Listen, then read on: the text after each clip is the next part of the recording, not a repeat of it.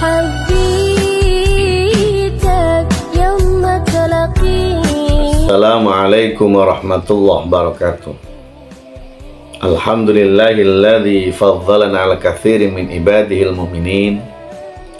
Assalatu wassalamu ala samsil mursalin wa qamarin nabiyyin wa sidratil muntahal arifin Sayyidina wa maulana Muhammadin wa ala alihi wa ashabi ajma'in, amma ba'd.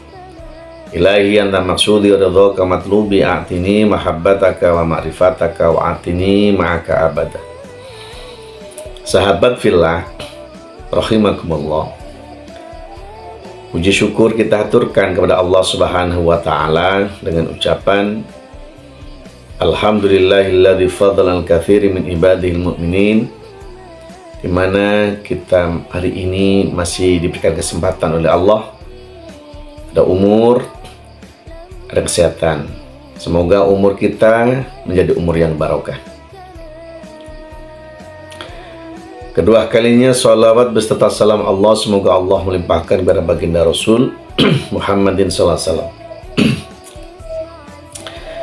Sahabat fillah yang sangat kami hormati dan dimuliakan Allah, patut sekiranya kita ini sering mendengarkan istilah, kalimat, ucapan para kiai, para ustadz terkait soal khusyuk ketika dalam sholat.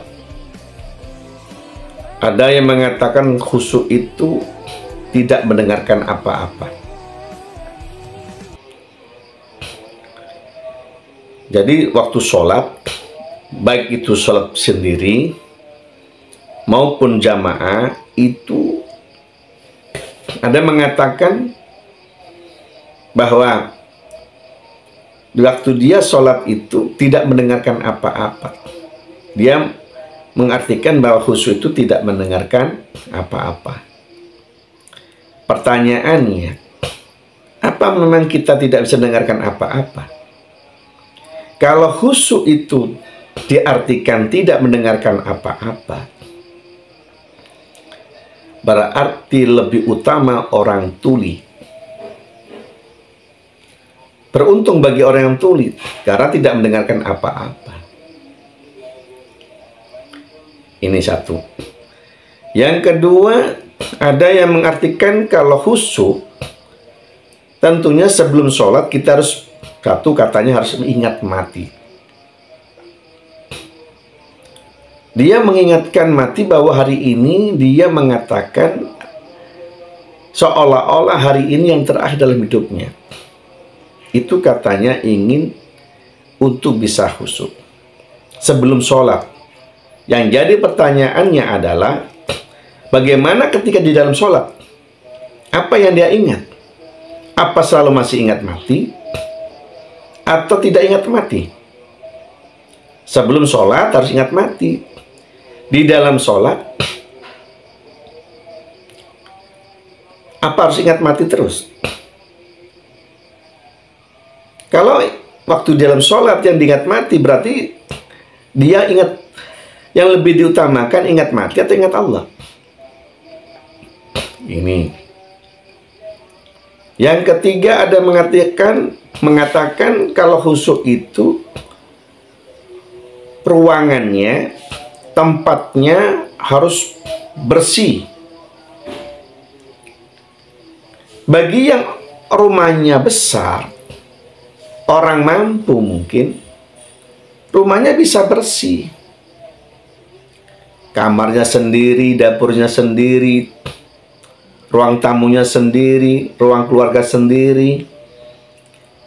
Itu bagi yang tempat tinggalnya luas. Terus bagaimana dengan orang yang ngekos?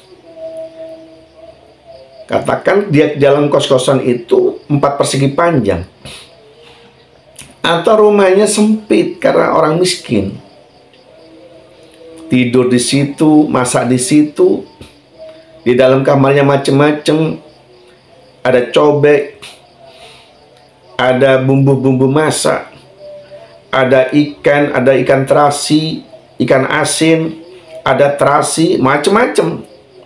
itu di kamar jadi satu, kamar sama dapur jadi satu. Apa bisa khusyuk kalau itu diartikan? Kayaknya belum bisa. Ada yang mengatakan khusyuk itu harus ada pengharum ruangan. Harus dikasih pengharum ruangan. Itu memang bagi yang punya uangnya berlebih, tempatnya bagus, bisa beli pengharum ruangan. Terus bagaimana bagi orang-orang yang keadaan hidupnya pas-pasan? Kalau khusyuk diartikan harus ada pengharum ruangan, tentunya nggak bisa khusyuk. Karena tidak semua orang rumahnya seperti orang yang punya pengharum ruangan. Dibuat makan saja kadang susah. Kadang harus wangi ruangannya. Iya, bagi yang punya duit. Bagi orang kos-kosan, orang yang ngontrak, di kamarnya jadi satu dengan dapur, baunya bau apa? Bau sambal. Kadang keluar masuknya tikus, ada kecoa. Apa bisa khusyuk? Sulit kalau itu diartikan khusyuk. Ada yang mengartikan khusyuk itu ruangannya harus ada kipas anginnya atau AC-nya. Bagus. Itu bagi orang kaya. Terus bagi orang yang nggak kaya, miskin, gimana bisa ada kipas angin? Tempatnya tidak luas.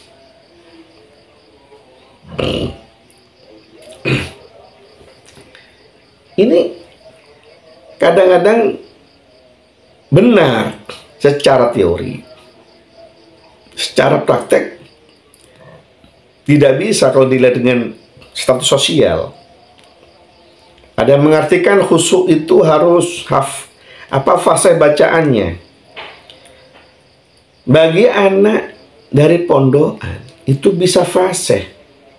Kalau khusyuk itu diartikan harus fase bacaannya, makhrajul huruf yang bagus, tahu panjang pendeknya, tahu tajwidnya, tahu. Bagi orang yang baru usia 50 tahun belajar sholat, bacaannya tidak jelas, ditabrak semuanya, mana panjang, mana pendek, mana hak, mana kaf, mana kho, kadang mana kof, mana kaf, ditabrak semua, mana hamzah sama ain, ditabrak semua. Kalau itu diartikan khusyuk seperti itu, banyak orang tidak ada yang khusyuk. Ada lagi mengatakan khusyuk itu harus tahu artinya. Bagus bagi anak-anak pondokan, bagi orang yang katakan punya kelebihan belajar, bagi orang-orang yang hidupnya dulu orang kurang baik, terus belajar baik, lalu dia tobat, sholat. Kalau sholat itu harus khusyuk, itu diprioritaskan, harus tahu artinya. Tentu banyak orang tidak ada yang sholat. Nah, ini bagaimana? Kalau semua itu memang teorinya seperti itu, bagus tahu artinya. Misalnya Bismillahirrahmanirrahim, dengan menyebut nama Allah yang Maha Pengasih, Maha Penyayang. Alhamdulillahirabbil alamin, segala puji bagi Allah Tuhan semesta alam. Ar-Rahmanir-Rahim, Maha Pengasih, Maha Penyayang. Maliki yaumiddin, yang menguasai hari kemudian. Iyyaka na'budu wa iyyaka nasta'in, hanya kepadamu aku menyembah, hanya kepadamu kami mohon pertolongan. Itu bagi anak pondok bisa. Bagi orang yang gak mondok apa bisa? Kalau itu yang termasuk prioritas konsep khusyuk itu harus tahu artinya. Makhrajul hurufnya bacaan juga gitu, harus bagus. Bagus memang, idealnya seperti itu, tapi tidak seperti itu. Khusyuk itu kita kembali awal permasalahannya. Apa tujuan sholat? Tujuan sholat itu aqimus sholata lidzikri. Tujuan sholat itu, tujuannya berdiri sholat itu untuk ingat Allah. Gitu loh. Tujuannya untuk ingat Allah. Bukan ingat mati. Bukan mendengarkan petir. Orang sholat itu pasti mendengar apa yang dia dengar. Tapi tujuan bukan untuk mendengar itu.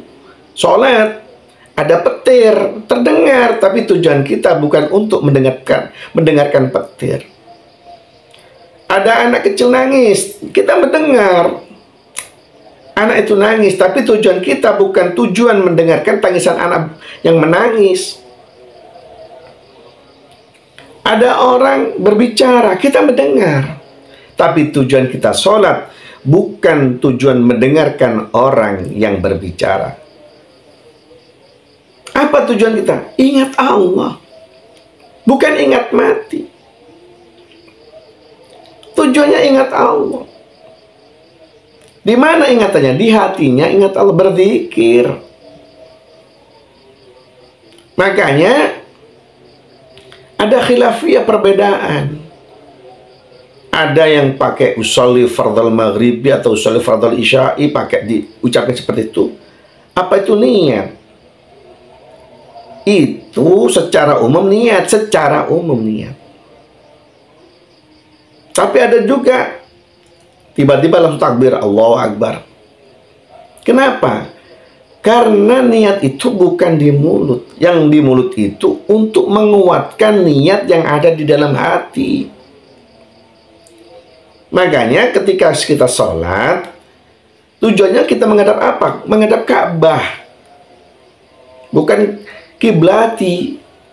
Selama ini kita menghadap kiblat. Kiblat itu arah. Arah kemana? Ka'bah. Nah, makanya kita harus menghadirkan dulu Ka'bahnya di depan kita. Kalau kita menghadap kiblat, kan kita hampir banyak yang menghadap tembok. Makanya fisik kita ini perintahnya menghadap apa? Menghadap Ka'bah. Fisiknya dihadapkan ke Ka'bah. Jangan dibalik. Hatinya menghadap Ka'bah, bukan. Hatinya menghadap Allah. Inni wajjahtu wajhiya lilladzi fatras samawati wal ardh. Hati kita, jiwa kita hadapkan kepada Allah. Hati kita ingat Allah. Bagaimana zikir? Selama hati kita tidak ingat Allah, tidak ketemu khusyuk. Yang ada apa? Yang ada cuman wilayah fisik, tumaknina. Ada yang tumaknina, ada yang belum paham tumaknina. Tumaknina itu tandanya fisik. Banyak orang mengartikan kalau diamnya fisik itu khusyuk. Bukan. Kalau fisik buat patokan itu khusyuk, itu Quran mengatakan fawailul lil musallin alladzina hum an sholatihim sahun. Celakalah orang masuk neraka awal. Bagi siapa? Orang yang waktu sholat. Kenapa dia dikatakan masuk neraka awal padahal sudah sholat? Karena dia waktu sholat alladzina hum an sholatihim sahun. Karena waktu sholat, waktu takbir sampai bacaan Fatihah, ruku, sujud, i'tidal, duduk di antara dua sujud, tahiyat awal, tahiyat akhir, tengok kanan salam, tengok kiri salam, tertib itu. Kalau itu tumaknina, bukan khusyuk. Itu celaka. Harus dikawinkan, disambungkan dengan hatinya ingat Allah. Jadi hati kita ingat Allah itu khusyuk. Maka bagi orang yang hatinya sudah ingat Allah, wajib disempurnakan dengan gerakan namanya syariatnya sholat. Maka sholat itu harus ada takbirnya, harus ada bacaan Fatihahnya, bacaan surat Qur'annya, ada rukuknya, ada i'tidalnya, ada sujudnya. Ini harus jadi satu. Kalau ada buah rambutan, ya harus ada kulitnya. Nah, kulit untuk apa? Menutupi dagingnya rambutan. Mencari apanya kalau kita beli membeli buah rambutan? Mencari rasanya. Jadi jangan sampai kita ini beli buah rambutan cuman kulitnya saja yang kita beli, di dalamnya nggak ada dagingnya. Begitu kita buka nggak ada isinya. Itu munafik. Kecewa kita. Maka banyak orang sholat menghadap Allah. Seolah-olah dia sholat. Padahal dia belum sholat. Dia cuman masih olahraga sholat. Kenapa? Karena hatinya belum ingat Allah. Nah, inilah pentingnya kita belajar bagaimana tata cara khusyuk. Khusyuk itu hatinya ingat Allah. Walaupun telinga mendengarkan apapun, tapi tujuan telinga bukan untuk mendengarkan apa yang dia dengar. Cuman dia mendengarkan, hatinya ingat Allah. Ini matanya melihat sesuatu, tapi tujuannya matanya melihat bukan melihat sesuatu itu, tapi dia fokus hatinya ingat Allah. Makanya orang waktu bacaan surat sunnah rukunnya Fatihah. Nah, Fatihah ini kan banyak kriteria. Ada yang bagus bacaannya, ada yang belum, ada yang terbatas-batas. Tapi dengan harapan kita wajib belajar untuk memperbaiki Al-Quran kita. Kepada siapa? Kepada ahlinya. Kalau ingin bagus, waktu ruku ada yang mengucap Subhana Rabbiyal Azim sekali, ada yang Subhana Rabbiyal Azim wa bihamdi 3 kali. Terus diam, boleh diam, tapi diam kita harus tahu, harus ditanyakan juga. Kenapa harus diam? Diamnya orang yang punya ilmu sama diamnya orang yang belum punya ilmu beda. Diamnya orang bodoh ya diam. Tapi diamnya orang punya ilmu, ada ilmunya apa? Dia lebih fokus hatinya ingat Allah. Itu loh. Banyak orang mengucap Subhanallah Azim, ada Subhanallah Azim 3 kali, tapi hatinya yang diingat bukan Allah. Ingat cicilan sepeda motor, cicilan mobil, cicilan rumah, ingat gorengannya yang gosong,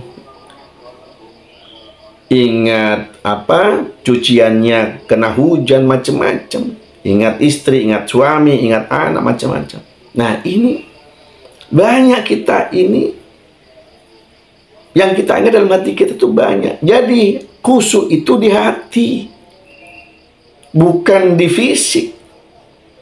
Fisik wilayah tumakninah, hatinya ingat Allah. Nah, hati ingat Allah itu khusyuk. Bukan ingat kematian, bukan macam-macam. Yang kita ingat itu Allah dulu. Nah, ketika kita sholat pun hampir tidak bisa kita 100% seperti Rasulullah, seperti Sayyidina Ali. Banyak kita menggok-menggoknya. Maka setelah sholat itu ada perintah fa'idha qaditumus sholata fadhkurullah. Ketika kalian habis sholat, maka perbanyak ingat kepada Allah, berzikir kepada Allah. Zikir apa dulu yang harus kita tekankan? Banyak orang pakai istighfar, boleh. Tapi yang harusnya yang mana? Ketika habis sholat itu, tentunya kita harus mencari kalimat istighfar. Dahulukan tauhidnya dulu. Bisa, kenapa harus tauhid kepada Allah, la ilaha illallah dulu? Bisa jadi ketika kita sholat yang kita ingat bukan Allah, berarti syirik khafi. Nah, orang syirik itu nggak ada tebusan istighfar. Tapi apa? Harus diperbaiki imannya lagi. Maka Rasul kasih resep. Barangkali kita itu ada kesirikan-kesirikan kepada Allah, maka Rasul dawuh, jadidu imanakum bikasratin qauli la ilaha illallah. Perbarui iman wahai sahabat dengan memperbanyak kalimat la ilaha illallah. Nah, dari sinilah kita ini, kenapa setelah sholat harus zikir itu dulu? Karena ini kita memperbarui keimanan kita dulu kepada Allah. Setelah itu kita sudah kenal Allah, tahu Allah, maka kita minta ampun sama Allah. Apa minta ampunnya? Barangkali waktu kita sholat tadi yang kita ingat selain Allah. Bisa juga ketika kita sebelum sholat ingat selain Allah, maka di situ Allah pun tahu bahwa dia hambanya ini menyembah Allah Subhanahu wa Ta'ala. Kadang-kadang sekejap lupa yang Rahman, setan sebagai penuntunnya. Karena kita ada setan, maka Allah bisa memaklumi. Kenapa? Setannya memusuhi kita, setannya selalu menghalau kita, jangan sampai hati kita ingat Allah. Ini pentingnya kita zikir kepada Allah. Jadi khusyuk itu bukan di fisik. Fisik itu wilayah tumaknina, khusyuk itu hatinya ingat Allah Subhanahu wa Ta'ala. Kalau sudah hatinya ingat Allah, maka dia akan menghasilkan sakanullahu ketenangan. Ingatlah kata Allah, ala bidzikrillahi tatmainnul qulub. Ingatlah dengan selalu ingat Allah, hatimu akan tenang. Orang tenang itu khusyuk. Gak ada orang tenang itu hatinya was-was, bingung kesana, tidak ada. Kenapa dia tenang? Karena hatinya bersama Allah. Dengan ingat Allah, hati bersama Allah, dikasih Allah hadiah tenang. Itu saja yang dapat kami sampaikan, kurang lebihnya mohon maaf. Assalamualaikum warahmatullahi wabarakatuh.